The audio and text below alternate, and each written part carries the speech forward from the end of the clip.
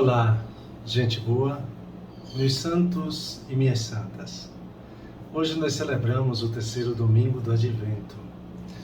E o Natal, então, vai se aproximando e somos convidados a celebrar a alegria do caminho que está sendo preparado justamente por João Batista como testemunha primeira para a chegada, então, da boa notícia, essa palavra que se fez carne e habitou no meio de nós. E Ele é que nos diz: aplainai os caminhos do Senhor. E na vida, como também em toda a nossa existência, nós percebemos principalmente na figura dos pobres, que ali continuamos ouvindo essa voz de Deus que nos chama à conversão, à reconciliação, ao amor, a essa verdadeira mudança de vida. Irmãos, estai sempre na alegria, estar sempre alegres. Este é o convite da primeira carta aos Tessalonicenses. É que no terceiro domingo do Advento, nós somos chamados, é chamado também de domingo da alegria, justamente por essa questão do texto que nos leva a vermos de que já está perto essa proximidade, então, da chegada do Salvador, a celebração do Natal do Senhor.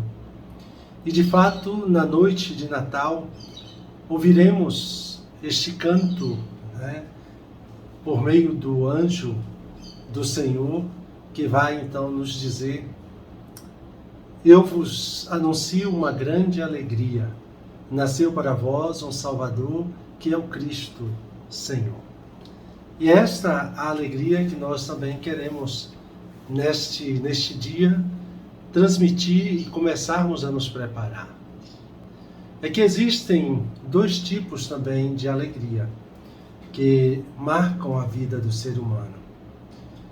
Uma que vem de fora, e vem também aquela que nasce de dentro de cada ser humano. A alegria que vem de fora depende especialmente então de realidades externas, como a satisfação. Nós precisamos então nos ver tomados por grandes questões que são sempre a nosso favor. E isto pode ser um momento efêmero, muito momentâneo, como alguém que tem a necessidade, por exemplo, como hoje se vive, em função justamente de um planejamento, ou seja, de algo que nós precisamos estar comprando, a questão do consumismo.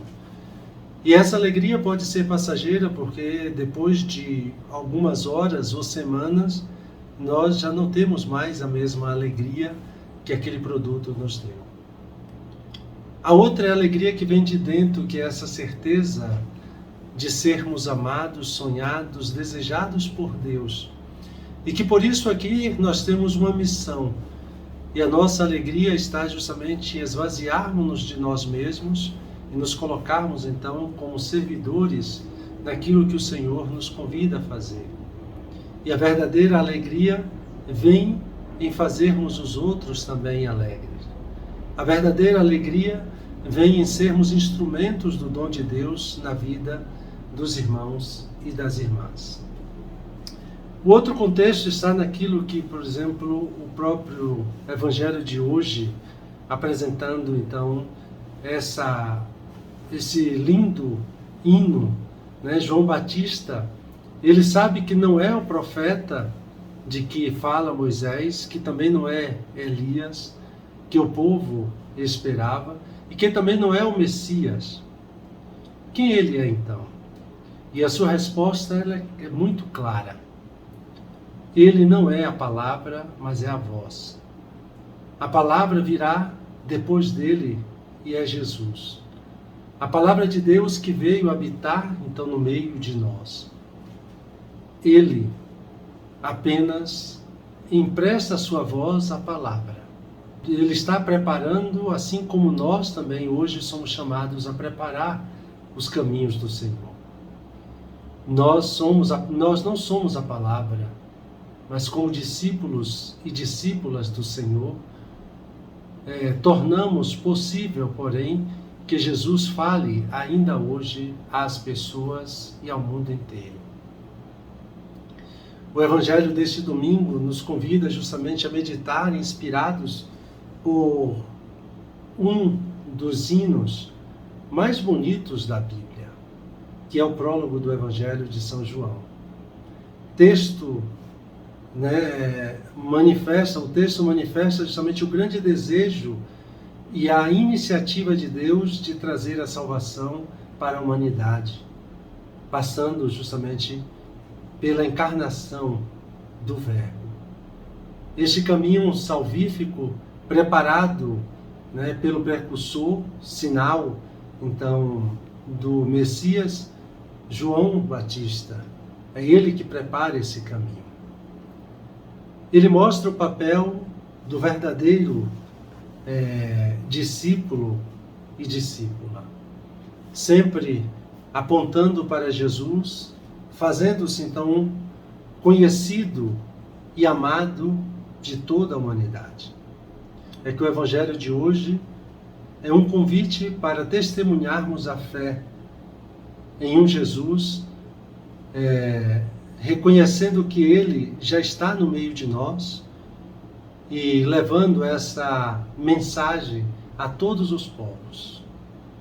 Aqui é importante que em nosso encontro com Cristo saibamos também nós buscarmos então esse exemplo de João Batista, diminuir e assim permitir que Ele seja Deus em nossa vida.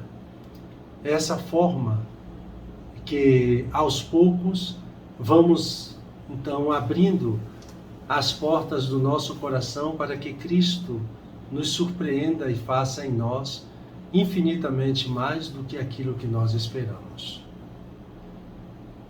Os montes e as colinas que devem ser rebaixados não é senão, aquilo que o Senhor nos mostra. E que o Papa Francisco nos diz que esses montes e colinas que devem ser rebaixados são o orgulho, a soberba e a prepotência.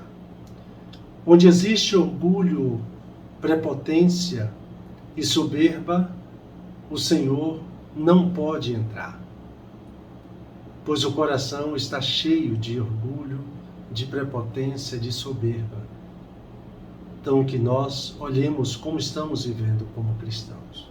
Mas voltemos ao tema da alegria.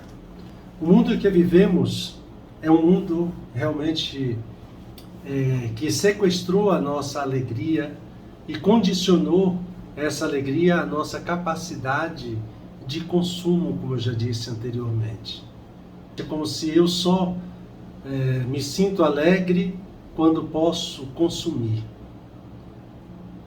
Então, no entanto, a alegria daquilo que pode durar mais é aquela que vem de dentro, daquela satisfação de fazer a vontade do Senhor, e não dessa do consumir, que volta a ser experimentada e que cada vez mais eu sinto a necessidade de voltar ao mercado.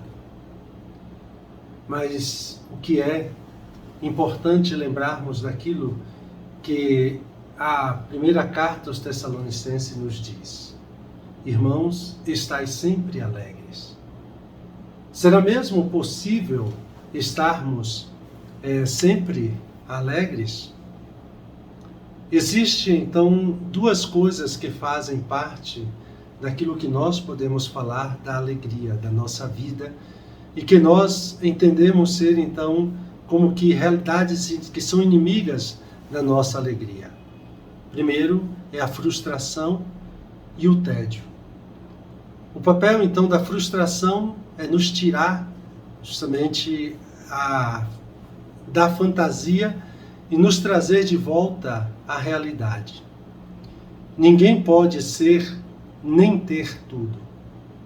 A frustração nos recorda que o mundo não gira em torno de nós né, do que nós pensamos que somos. Mas também, além disso, só quem aprende a lidar com a frustração é que toma, então, se torna uma pessoa adulta, uma pessoa então madura e que aprende a falar da frustração e por isso cresce e dá testemunho. Sem o espaço do tédio, é condição necessária se a gente pensa, porque o tédio é também uma realidade que pode nos ajudar, mas que muitos de nós não conseguimos viver porque nós precisamos estar criando coisas o tempo inteiro, mas parece para não pararmos nenhum instante. Porque parece que estar então em um momento parado é como se fosse algo, um espaço para o tédio.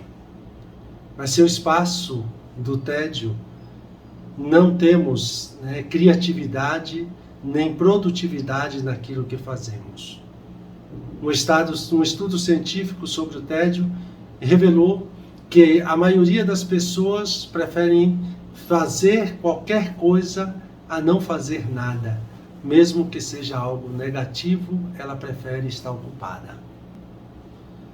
Mas onde então buscar alegria? Exulto de alegria no Senhor e minha alma regozija-se em meu Deus.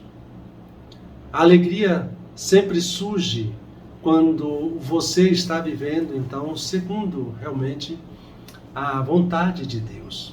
É aí que a alegria surge. O que na prática significa fazer aquilo que você foi chamado a fazer. Tornar-se a pessoa que você foi, então, chamada a se tornar. Ela se encontra justamente na resposta a uma pergunta. Quem é você? Ou o que você diz de si mesmo?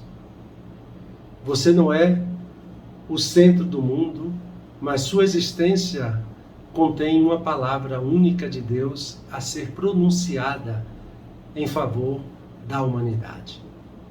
Além disso, a verdadeira alegria só pode ser então experimentada quando você sai de si e se dedica ao próximo ou a uma coisa, a uma realidade, a uma missão.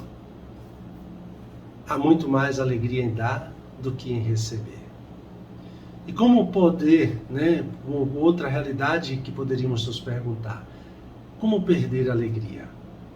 Vendo as postagens dos outros nas redes sociais, ninguém posta, por exemplo, fotos que dizem respeito a momentos de sofrimento, mas sempre querem aparecer como se tudo estivesse muito bem. Mas nós sabemos que nem sempre esta é a realidade. Nem sempre precisamos acreditar naquilo que as pessoas querem mostrar que são. Por isso duvidem também dessas postagens. E dando continuidade ao nosso momento de oração, me coloco na presença do Senhor como de costume. Faço o sinal da cruz e pelo espaço de um Pai Nosso imagino como se eu estivesse ali diante do Senhor e como Deus também me olha. E começo a oração ou de joelhos ou sentado, na melhor posição. E recolho-me imaginando o caminho de Deus para se fazer presente no nosso mundo, presente na vida da humanidade. E, sobretudo, como Ele testemunha o seu amor por nós. E peço aquilo que quero. Aqui eu quero pedir justamente a graça de compreender o que Deus, com o quanto Deus nos ama e como Ele deu o seu próprio Filho ao mundo, por amor. E buscando tirar proveito, medito e contemplo a cena. E aqui nós podemos contemplar Deus que por meio do Filho se dá ao universo, como vida de toda a criação. E ao homem como luz da sabedoria, a Israel como lei da vida na palavra, e a cada ser humano como graça na carne de Jesus. Depois, lendo o texto lentamente, eu posso meditar cada uma dessas palavras. todas. Um santo e abençoado domingo para todos e todas.